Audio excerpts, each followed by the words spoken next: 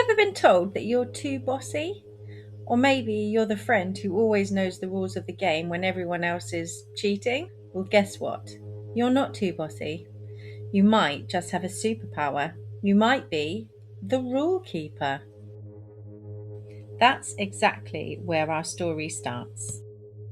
With a logic score of 10 and a chaos score of 0. Today we're deep diving into why every great story and every great friend group needs a character with this particular personality. So how do you spot one? Well, they love to plan and to follow the rules. I'm going to bed before either of you come up with another clever idea to get us killed, or worse, expelled. Secondly, they notice the smallest imperfection.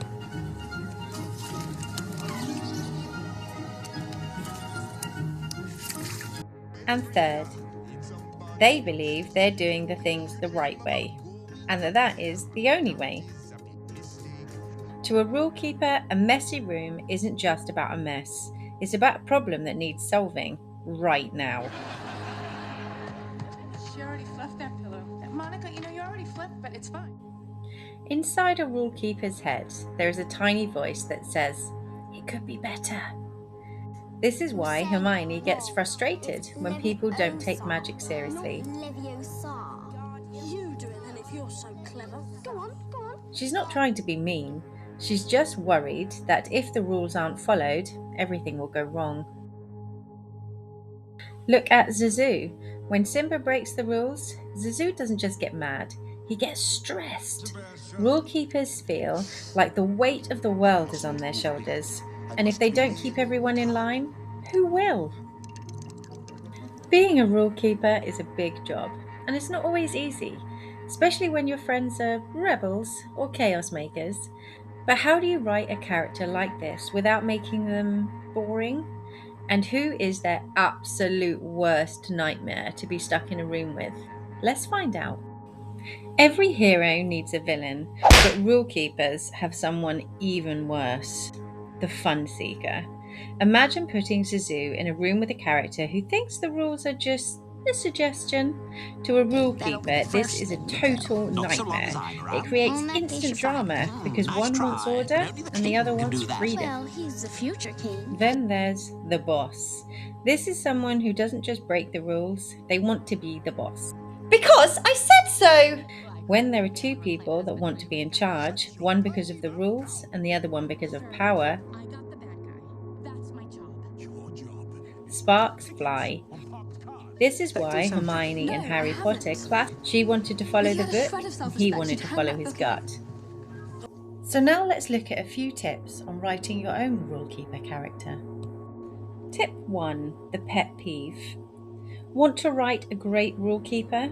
Give them a pet peeve. What is one tiny thing that makes them lose their cool?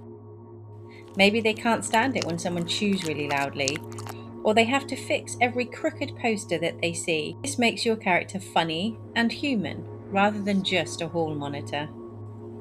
Writing tip 2. The why. Next, show us their heart.